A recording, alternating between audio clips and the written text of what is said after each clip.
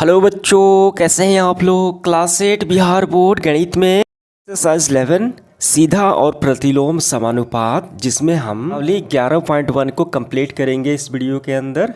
तो सबसे पहले इस चैप्टर का कुछ बेसिक बातें हैं, इंट्रोडक्शन है, वो पहले हम लोग समझ लेते हैं ताकि ये आपको अध्याय समझने में सरलता आ जाए। तो चलिए प्रारंभ करते हैं। चैप्टर का नाम है सीधा और प्रतिलोम समानुपात। समानुपात दो प्रकार के, एक सीधा और एक उल्टा। ठीक, तो इसको बोलते हैं सीधे को प्रत्यक्ष समानुपात और प्रतिलोम समानुपात। ये प्रत्यक्ष समानुपात क्या होता है, यानी सीधा समानुपात क्या होता है। इसमें एक राशि बढ़ रही होती है तो उसके सापेक्ष दूसरी राशि भी बढ़ रही होती है। ठीक है, जैसे एक कलम की संख्या यहाँ पे और ये मूल्य है। एक कलम का मूल्य 5 रुपया, 2 कलम का मूल्य 10 रुपया, 3 कलम का मूल्य 15 रुपया। यानी कलम की संख्या बढ़ने लगी तो इसका मूल्य भी बढ़ने लगा। ठीक है, तो इसको बोलते हैं, यानी इस तरीके के जो संबंध होते हैं इसको बोलते हैं प्रत्यक्ष यानी सीधा समानुपात। एक राशि के बढ़ने से दूसरी राशि बढ़ती है। ठीक है, और उसके बाद देखिए प्रतिलोम समानुपात। इसमें क्या होता है, यहाँ पे देखिए आदमी की संख्या, ठीक है, और यहाँ पे दिनों की संख्या। एक आदमी किसी काम को 4 दिन में करता है, 2 आदमी लगा दिया जाए तो वो काम 2 दिन में समाप्त हो जाएगा। 4 आदमी लगा दिया जाए तो वो काम 1 दिन में समाप्त हो जाएगा। यानी एक राशि के बढ़ने से दूसरी राशि घट रही है। ठीक है, यहाँ पे देख पा रहे हैं एक आदमी था तो 4 दिन लग रहे थे, हमने आदमी की संख्या हमने कर दी 4, तो काम जो है 1 दिन में समाप्त हो जाएगा। इस प्रकार के संबंध को बोलते हैं प्रतिलोम समानुपात। ठीक है, तो एक्सरसाइज 11.1 जो है वो सीधा यानी प्रत्यक्ष समानुपात पे बेस्ड है। ठीक, तो इसको पहले समझ लेते हैं। यहाँ पे हम देख पा रहे हैं इसका रेशियो भी बिल्कुल बराबर है। एक कलम का मूल्य है 5 रुपया, ठीक है, 2 कलम का मूल्य है 10 रुपया। इसको काटेंगे तो 1/5 ही आएगा। ठीक है, 2 5 10, 1/5। ये भी 1/5 ही आएगा। 3 5 15, 1/5। ठीक है, इसको ज्ञात कैसे करते हैं। इसको ज्ञात करने का तरीका होता है, देखिए एक कलम का मूल्य है 5 रुपया, तो ये x का वैल्यू हमें यहाँ पे ज्ञात करना है। तो यहाँ पे 4 कलम का मूल्य कितना होगा, 4 कलम का मूल्य हमने x मान लिया। इसको क्रॉस मल्टीप्लाई करना होता है, तिरछा तिरछी गुणा। ठीक है, x का 1 के साथ x होगा, 5 का 20, तो x का वैल्यू आ गया 20, यानी 4 कलम का मूल्य 20 रुपया हो जाएगा। तो ऐसे ही इसको सॉल्व करना होता है। बात समझ में आ गई, ये रिलेशन आपको समझ में आ गया। प्रत्यक्ष समानुपात और प्रतिलोम समानुपात क्या होता है। हमारा पहला सवाल क्या है, एक रेलवे स्टेशन के निकट कार पार्किंग शुल्क इस प्रकार है। ठीक है, एक रेलवे स्टेशन है, वहाँ पे कार पार्किंग करने जाएं तो यहाँ पे शुल्क है। अगर आप 4 घंटे अपने कार को पार्किंग करते हैं तो वहाँ पे 60 रुपये लिया जाएगा। 8 घंटे पार्किंग करते हैं 100 रुपया है, 12 घंटे 140, 24 घंटे करते हैं तो 180। जांच कीजिए कि क्या कार पार्किंग शुल्क पार्किंग समय के प्रत्यक्ष समानुपात में है, यानी इस अनुपात में है। ये हमें बताना है प्रत्यक्ष समानुपात में है कि नहीं। यहाँ हम देख पा रहे हैं कि 4 घंटे अगर हम पार्किंग करते हैं कार को 60 रुपये लेता है। अगर देखिए ये दुगना हो गया, 8 घंटे हो गया, तो यहाँ पे 120 होना चाहिए, यहाँ पे तो 100 है। ठीक है, ये 12 घंटे है तो कितना होना चाहिए, यहाँ पे 18, यहाँ पे 180 होना चाहिए, लेकिन यहाँ पे 140 है। यहाँ स्पष्ट है कि ये प्रत्यक्ष समानुपात में है ही, हमें बताना है हाँ या नहीं। तो यहाँ पे है नहीं। ठीक, तो इसको सॉल्व कैसे करेंगे हम, इसको हम ऐसे लिखेंगे पार्किंग शुल्क अनुपात। देखिए यहाँ पे आपका 4 घंटे का 60 रुपया, तो हम ऐसे लिखेंगे 4 घंटे का 60 रुपया। कितने बार में ये कैंसिल आउट होगा, तो ये 15 चौका 60 हो जाएगा, तो यानी 1/15 आ गया इसका। दूसरी स्थिति देखिए 8 घंटे का 100 रुपया, हम यहाँ 8 घंटे का 100 रुपया। इसका रेशियो देखिए यहाँ पे 2 से 4 दूनिया 8 और ये 25 का 100, यानी 2/25 आ गया। तो यहाँ पे हम देख पा रहे हैं इसका अनुपात जो है वो प्रत्यक्ष यानी सीधा समानुपात है ही नहीं। 1/15 है, इसको भी 1/15 आना चाहिए, 2/25 है। इसका मतलब हम यहाँ पे लिखेंगे नहीं। ठीक है, क्या लिखेंगे, यहाँ पे लिखेंगे पार्किंग समय प्रत्यक्ष अनुपात में नहीं है। ठीक है, क्लियर हुआ? ये आपका प्रश्न क्रमांक 1 समाप्त हुआ। नेक्स्ट पार्ट इसका देखिए दूसरा, एक पेंट के मूल मिश्रण, ठीक है, यानी बेस के 8 भागों में, ये नीचे है, ये मूल मिश्रण का भाग है, 8 भागों में लाल रंग के पदार्थ का एक भाग मिलाकर मिश्रण तैयार किया जाता है। जैसे कि एक बाल्टी में उस मिश्रण का 8 भाग है, उसमें से एक भाग जो है लाल रंग तैयार किया जाएगा, तभी मिश्रण पूरा तैयार हो जाएगा कलर का।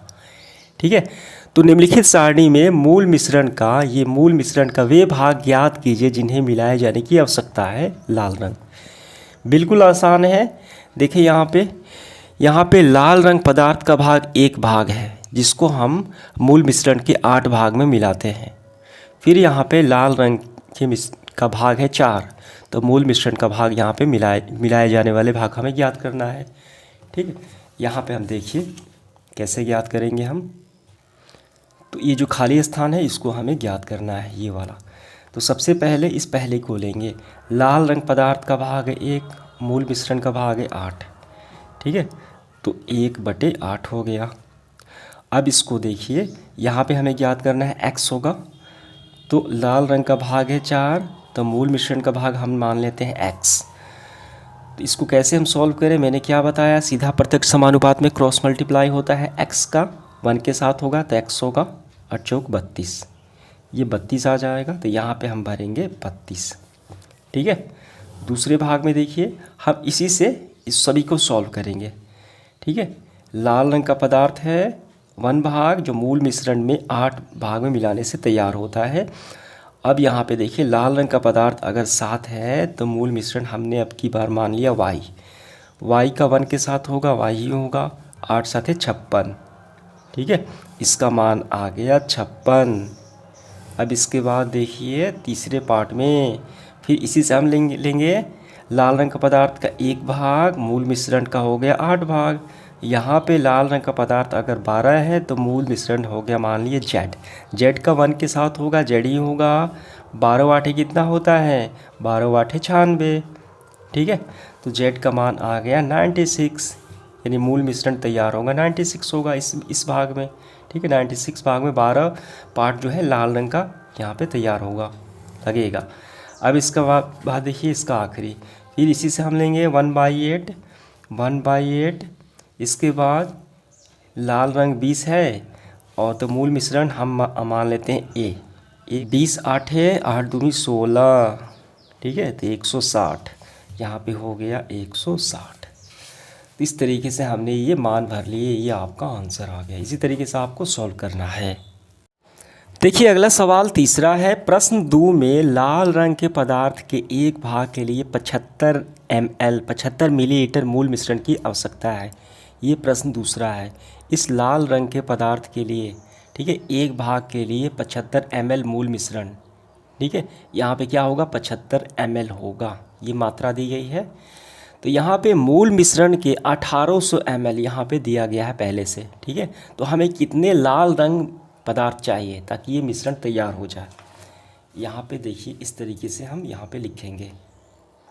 यहाँ पे स्पष्ट कहा गया है कि लाल रंग के पदार्थ के एक भाग के लिए, लाल रंग का पदार्थ है, इसका एक भाग के लिए ये मूल मिश्रण जो है 75 ml ये लगता है। ठीक है, तो मूल मिश्रण यहाँ पे दिया गया है 1800, तो यहाँ पे कितना लाल रंग का पार्ट लगेगा, तो हम इसको x मान लेते हैं। ये कौन सा समानुपात है, ये सीधा समानुपात है। क्यों, क्योंकि देखिए यहाँ पे 1 का 75 है तो ये बढ़ गया, इसका मतलब इसका भी मान बढ़ेगा, जो भी आएगा यहाँ पे x का वैल्यू आएगा। ठीक है, इसके मिलाने से एक पूरा मिश्रण तैयार हो जाएगा। तो कितना ये लाल पार्ट लगेगा यहाँ पे, ये ज्ञात करना है। तो कैसे ज्ञात किया जाए, तो पहले से हम ज्ञात कर लेंगे। लाल रंग का एक भाग के लिए मूल मिश्रण लगता है 75। ठीक है, अब इसके बाद तो x अगर हम लाल रंग लगे तो लगता है 1800 मूल मिश्रण। अब इसको क्रॉस मल्टीप्लाई कर लेंगे। ठीक है, यहाँ पे देखिए, यहाँ पे 75 का x के साथ होगा तो ये 75x आ गया इसके बाद 1800 का 1 के साथ होगा, ये 1800 आ गया। अब यहाँ पे x हमें निकालना है, ये गुणा में है, इसका पक्षांतर हो जाएगा 1800, x का पक्षांतर हो जाएगा भाग में। अब इसको भाग हम लगा लेते हैं। जब अब भाग देंगे 1800 में 75 का 75 से, तो आपका आएगा 24। ठीक है, इस पार्ट में यानी लाल रंग का भाग कितना होना चाहिए, 24 होना चाहिए। ये आपका आंसर आ गया। क्लियर हुआ, समझ में आ गया। था सवाल, एक सॉफ्ट ड्रिंक फैक्ट्री में एक मशीन जो है 840 बोतल 6 घंटे में भर देती है, 6 घंटे लेती है और 840 बोतलें वो भर देती है उस फैक्ट्री में। वह मशीन 5 घंटे में कितनी बोतलें भरेंगी? तो जाहिर सी बात है 5 घंटे में वो 840 से कम ही भरेंगी, क्योंकि ये 6 घंटे में भरती है 840, तो 5 घंटे में तो इससे कम ही तो भरेंगी। ठीक है, ये कौन सा अनुपात है, ये सीधा समानुपात है। ठीक है, डायरेक्ट समानुपात है।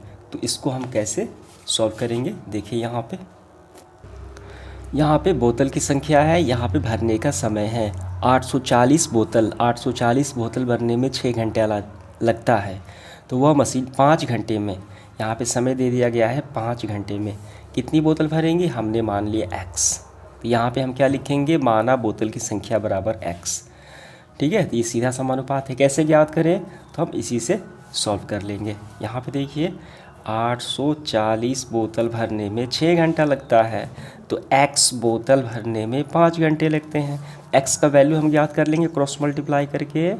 ठीक है, 6 का x के साथ हो गया 6x, और ये 840 का 5 से गुणा हम लगाएंगे, 840 × 5। ठीक है, अब x का वैल्यू हम ज्ञात करेंगे, ये गुणा में है, गुणा का पक्षांतर होता है भाग में, इस तरफ जाएगा तो 840 × 5 और ये बट्टे में आ गया 6। क्या ये कैंसिल आउट होगा, बिल्कुल कैंसिल आउट होगा। देखिए ये 14 छक 84 होता है, यहाँ पे शून्य हम लगा लेंगे 140। अब 140 का 5 से हम गुणा लगा लेंगे। ठीक, यहाँ पे हम लिखते हैं 140 × 5, 5 का शून्य के साथ शून्य ही हो जाएगा, 5 चौका 20 के 0 हासिल 2, 5 एकम 5 और हासिल हो गया हमारा 700।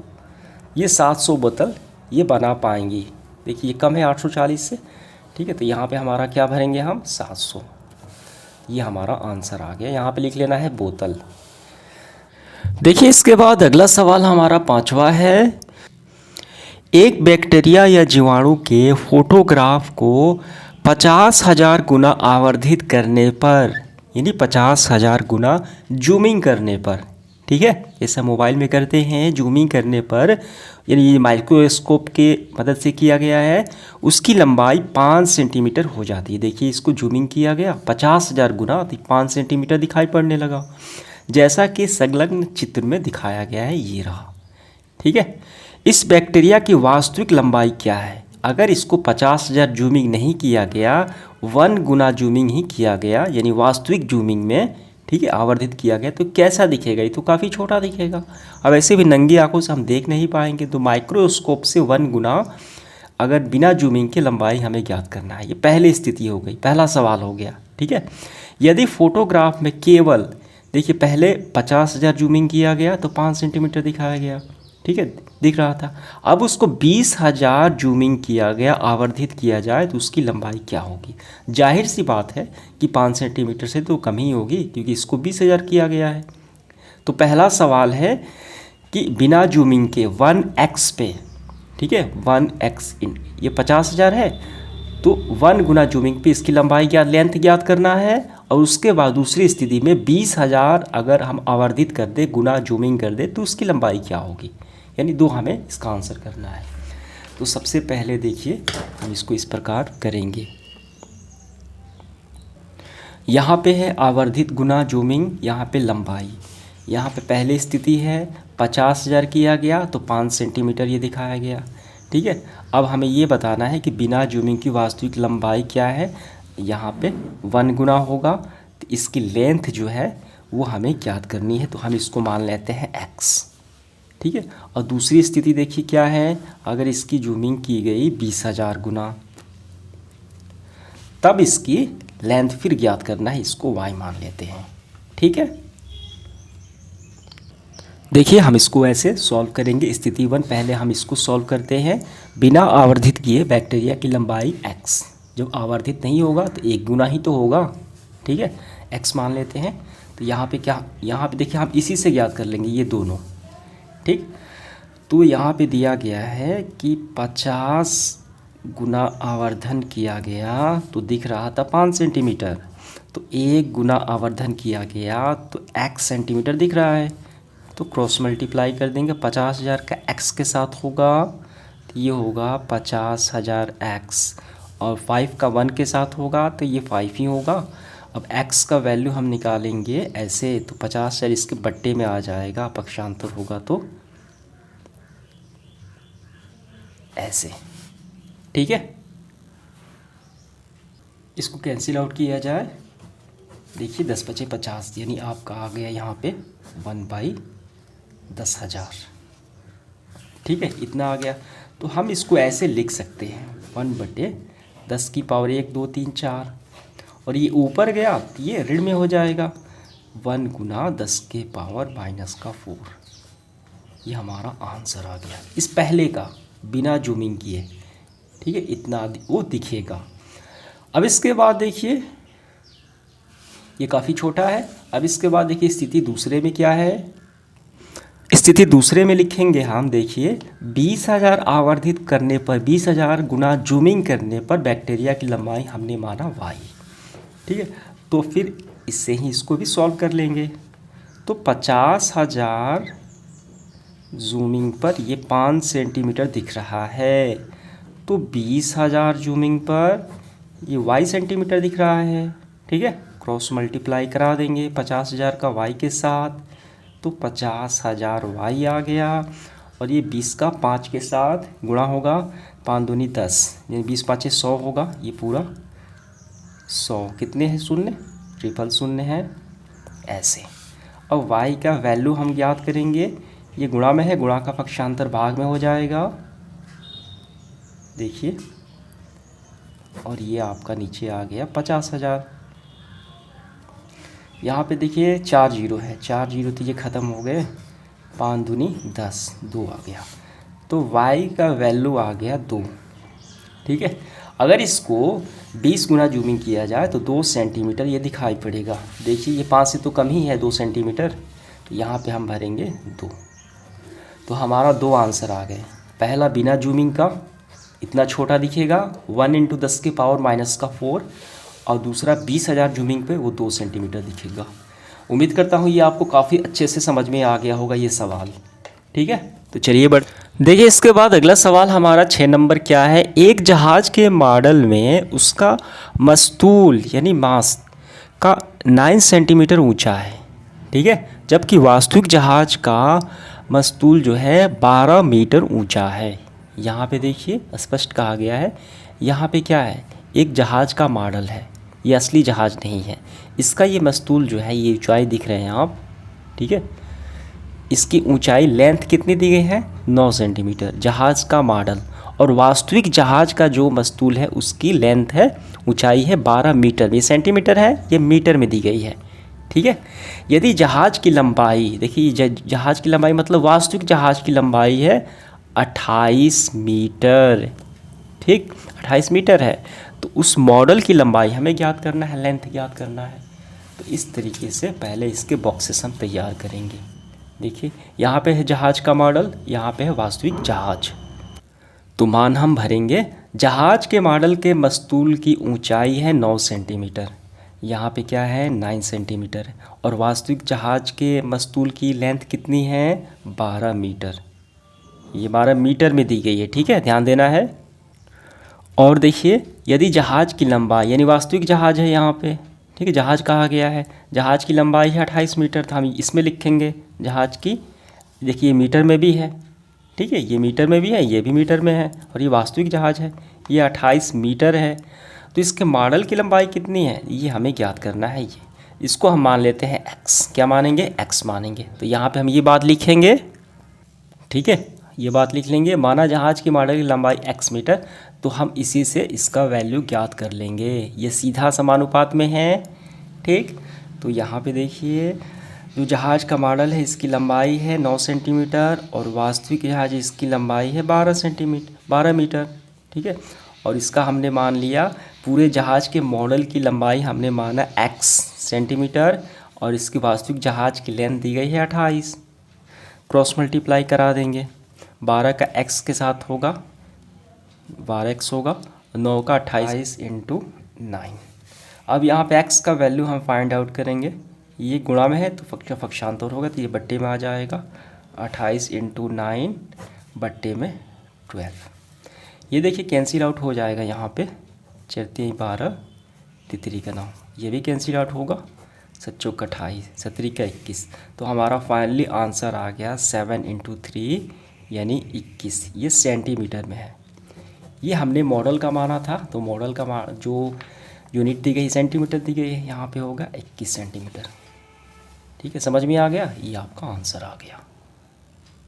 इसके बाद अगला सवाल देखिए 7वां। मान लीजिए 2 केजी चीनी में 9 इंटू 10 के पावर 6 क्रिस्टल है।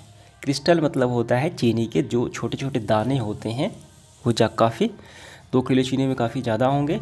निम्नलिखित चीनी में कितने चीनी के क्रिस्टल होंगे? 2 किलो में इतने हैं तो 5 किलो में कितने होंगे क्रिस्टल, और 1.2 केजी में कितने क्रिस्टल होंगे? बिल्कुल आसान है। सबसे पहले इसको इस तरीके से बॉक्सेस में बांट लेने हैं। देखिए चीनी 2 केजी है तो चीनी हम लिखते हैं 2 केजी। इसमें कितने क्रिस्टल है? 9 इंटू 10 के पावर 6 क्रिस्टल। देखिए 10 के पावर 6 का मतलब क्या होता है कि शून्य की संख्या 6 बार हो जाएगी। इसको हम यानी शून्य को हम 6 बार लिख लेंगे, बस हो गया। 1 2 3 4 5 6। ठीक है, अब इसके बाद देखिए यहाँ पे क्या है, 5 केजी चीनी में तो 2 केजी में इतने क्रिस्टल हैं तो जाहिर सी बात है 5 केजी में इससे ज़्यादा ही होंगे। तो 5 केजी चीनी में कितने क्रिस्टल होंगे इसको मान लेते हैं x। ये पहला सवाल हो गया हमारा।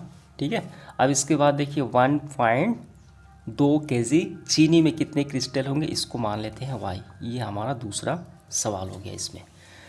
ठीक, तो यहाँ पे हम ये बातें लिख लेते हैं। माना 5 केजी चीनी में क्रिस्टल बराबर x, तो हम इसी से निकाल लेंगे। ठीक है, तो 2 केजी चीनी में कितने हैं, कितने शून्य, 1 2 3 4 5 6 इतने क्रिस्टल हैं। तो 5 केजी चीनी में कितने हैं x होंगे।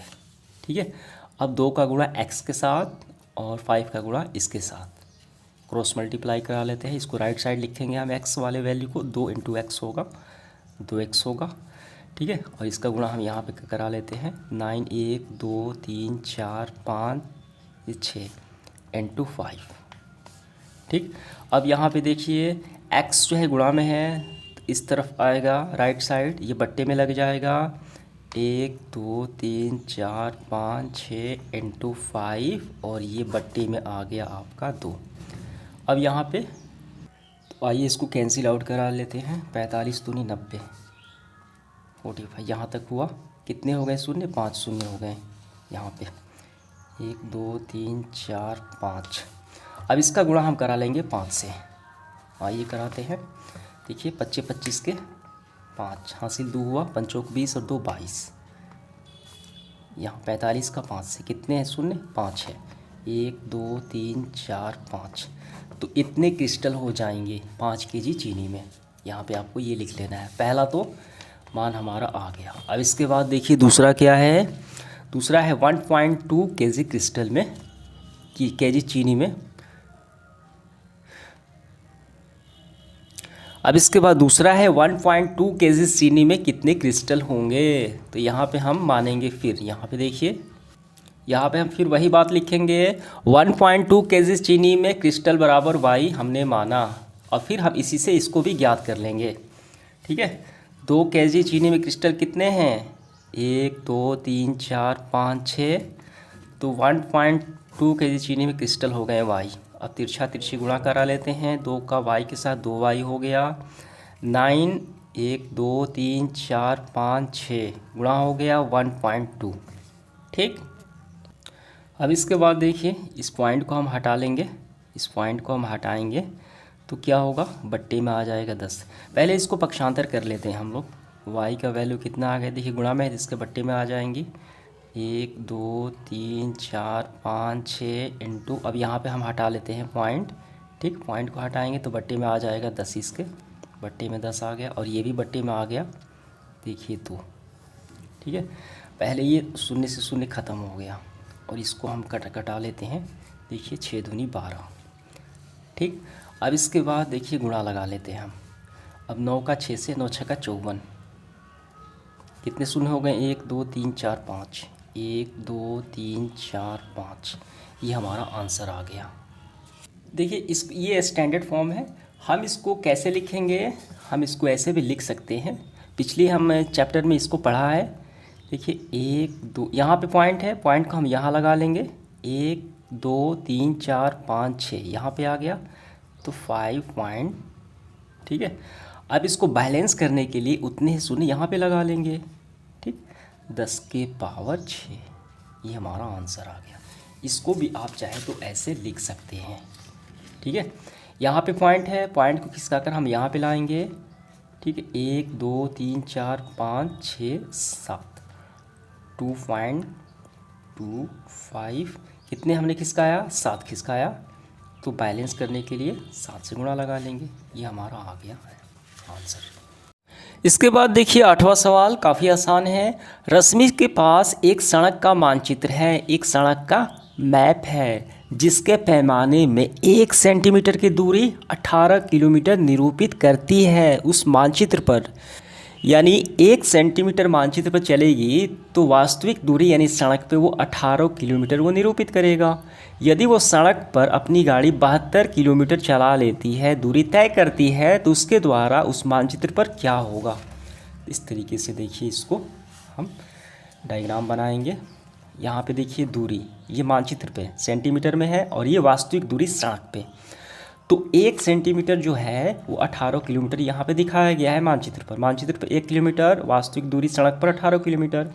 अब वो सड़क पे चलती है 72 किलोमीटर, कितने, 72 किलोमीटर, तो मानचित्र पर क्या होगा, इसको हम मान लेंगे x, ठीक है। तो यहाँ पे हम क्या लिखे हैं, तो हमने माना मानचित्र की दूरी x सेंटीमीटर, ये सेंटीमीटर में है, तो हम यहाँ से इसको आसानी से ज्ञात कर लेंगे, ठीक है। देखिए यहाँ पे 1 सेंटीमीटर जो है वो 18 किलोमीटर के बराबर है।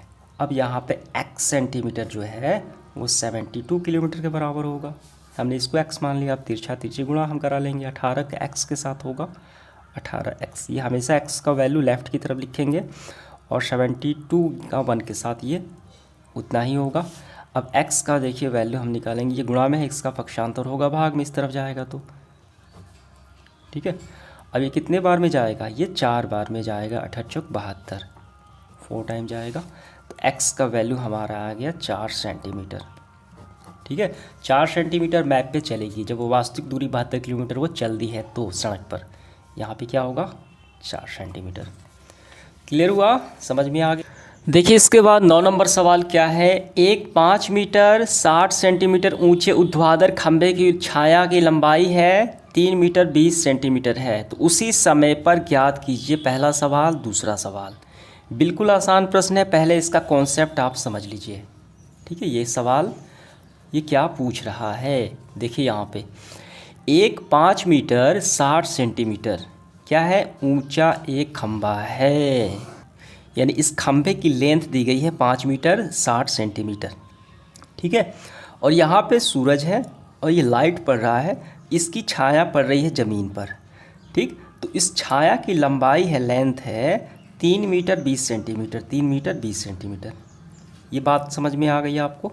अब यहाँ पे सवाल देखिए पहला, ठीक है। अब इससे कोई मतलब नहीं, अब सवाल देखिए यहाँ पे 10 मीटर 50 सेंटीमीटर ऊंचा एक और खंभा है, यहाँ पे है, इसकी लेंथ है कितनी है, इसकी लेंथ यहाँ पे दी गई है 10 मीटर 50 सेंटीमीटर दी गई है, और फिर यहाँ पे सूरज है। अब इसकी छाया पड़ रही है यहाँ पे, ठीक। तो इस छाया की लंबाई है वो हमें ज्ञात करनी है, ये वाला, इसकी लेंथ, इसको हम x मान लेंगे, ठीक है। और फिर देखिए उस खंभे की ऊंचाई ज्ञात की जिसकी छाया की लंबाई, यानी फिर एक यहाँ पे एक छाया की लंबाई दे दी गई है 5 मीटर, ठीक। अब यहाँ पे इस खंभे की हमें ऊंचाई ज्ञात कर लेनी है। बात समझ में आ गई? इसका हम ऐसे तैयार करेंगे। देखिए जो मान दिया गया है, पहले हम लिखेंगे खंभे की ऊंचाई। दो पार्ट हैं, खंभे की ऊंचाई है और दूसरा भाग है छाया की लंबाई है। तो खंभे की ऊंचाई अगर देखिए हम इसको मीटर में कन्वर्ट कर लेंगे, ठीक है, सेंटीमीटर में है, मीटर में कन्वर्ट करेंगे। 5 मीटर 60 सेंटीमीटर, तो हम इसको लिख सकते हैं 5.6 मीटर।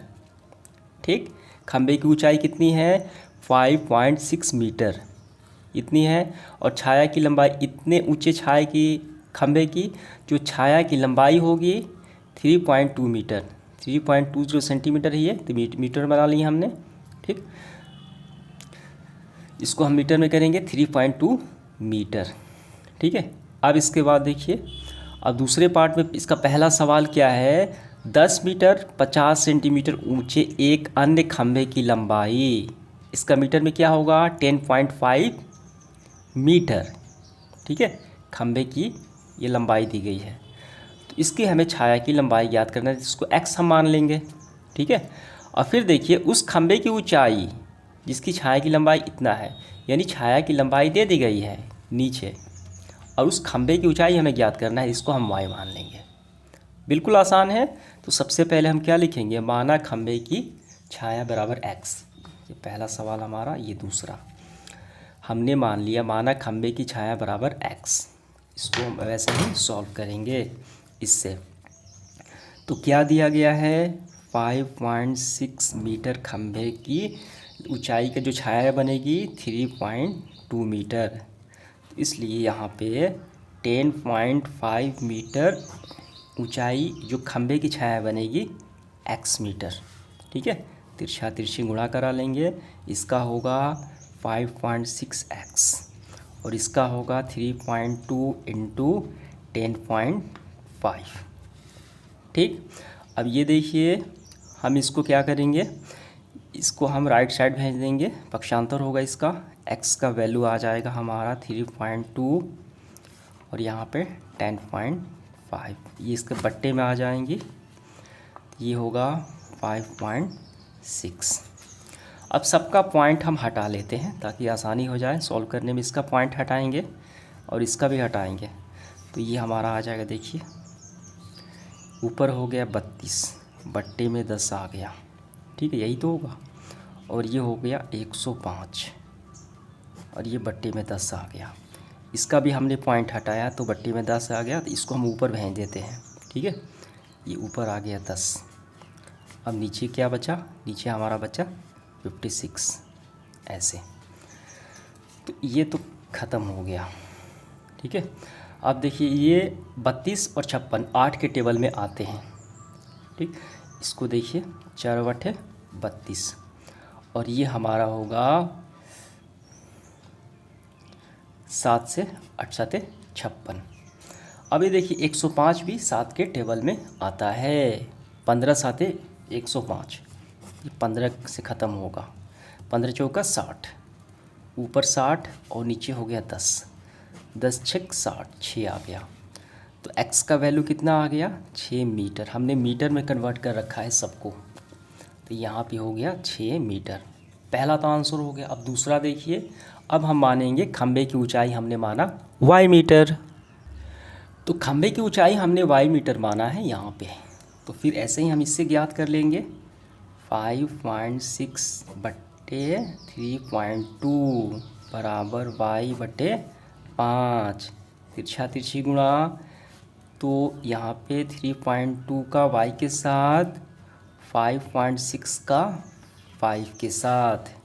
अब ये y देखिए गुणा में है, ये बट्टे में आ जाएगा, तो 5.6 इंटू 5 और ये बट्टे में 3.2। अब इसका पॉइंट हम हटा लेंगे, देखिए इसका हटाएंगे और इसका भी हटाएंगे, ये हटेगा तो इसके बट्टे में आ जाएगा, ये 56 इंटू 5 बट्टे में 10, इसका हटाएंगे तो ये 10 आ गया, तो इसको हम ऊपर भेज देते हैं, यानी ऊपर लग जाएगा। ठीक, तो ऊपर 10 हो गया और नीचे आ गई ये 32। अब इस देखिए इसको हम कैंसिल आउट करते हैं, 5 दूनी 10, 2 5 10 हो गया। ठीक है, अब यहाँ पे देखिए ये 8 से ख़त्म हो जाएगा, 8 चौका 32, ठीक है। और ये 8 साते 56, ऊपर क्या बचा हमारा 7 पचे 35 और नीचे होगा 4, ठीक है। इसको हम भाग लगाते हैं। देखिए भाग लगा 35 में 4 से आप भाग देंगे तो आपका मान आएगा 8.75, ये पूरा मीटर में है। देखिए ये पार्ट जो है पॉइंट के इधर, ये क्या है, ये मीटर में है, ठीक है। और ये क्या है, ये सेंटीमीटर में है। अगर इसको सेंटीमीटर में कन्वर्ट करना चाहे तो हम इसको लिखेंगे 8 मीटर और 75 सेंटीमीटर, ठीक है। इस खंभे की ऊंचाई निकल के आ गई। तो इस प्रकार हमारा आंसर निकल के आ गया। पहला देखिए एक का कितना आया, 6 मीटर आया, और दूसरे का कितना आया 8 मीटर 75 सेंटीमीटर, ठीक है। इसके बाद इस सेशन का आखिरी सवाल हमारा 10 नंबर देखिए। माल से लदा हुआ ट्रक, एक ट्रक है जो पूरी तरीके से सामान से लदा हुआ है, 25 मिनट में वो 14 किलोमीटर चलता है। यदि वो चाल वही रहे तो वो 5 घंटे में कितनी दूरी तय करेगा। बिल्कुल सिंपल है। देखिए हम इसको ऐसे लिखेंगे, यहाँ पे पहला जो है यूनिट दी गई है, क्या है, दूरी है, ठीक। दूरी कितनी है, देखिए यहाँ पे दूरी है और समय है। तो यहाँ पे है दूरी चला वो ट्रक 14 किलोमीटर, तो समय कितना लगा 25 मिनट, ठीक है। किलोमीटर ये मिनट में है, 25 मिनट लगा। अब वहाँ पे चाल वही रहे, यदि वह 5 घंटे में, समय दी गई है 5 घंटे, लेकिन हमने इसको मिनट में रखा है, इस घंटे को पहले मिनट में हम बदलेंगे, ठीक। समय दिया है 5 घंटे में, कितनी दूरी तय करेगा, यहाँ पे x होगा, हम मान लेंगे x, ठीक है। तो यहाँ पे क्या लिखेंगे, माना ट्रक x किलोमीटर दूरी तय करेगा, ठीक।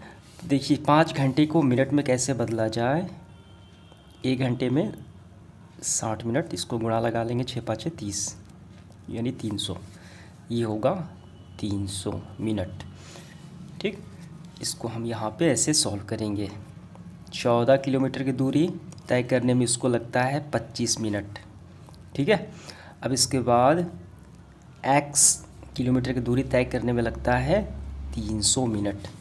तिरछा तिरछी गुणा करा लेंगे, 25 का x के साथ होगा, 25x हो जाएगा, 14 का 300, 14 × 300। अब x के साथ 25 आ जाएगा बट्टे में, 14 × 300 बट्टे में 25। देखिए इसको कैंसिल आउट कराया जाए, 25 में 300 से ये कितने बार में जाएगा, ये 12 बार में जाएगा। अब हम गुणा करेंगे 14 का 12 के साथ, तो गुणा करेंगे तो आएगा कितना, आपका आएगा 168, ठीक है। ये आ गया आपका किलोमीटर, यानी वो 5 घंटे में 168 किलोमीटर दूरी तय करेगा वह ट्रक, 168 किलोमीटर। समझ में आ गया ये सवाल आपको, ये हमारा आंसर आ गया। तो इस तरीके से हमारा सेशन समाप्त हुआ। उम्मीद करता हूँ सभी सवाल समझ में आ गए होंगे आपको। धन्यवाद।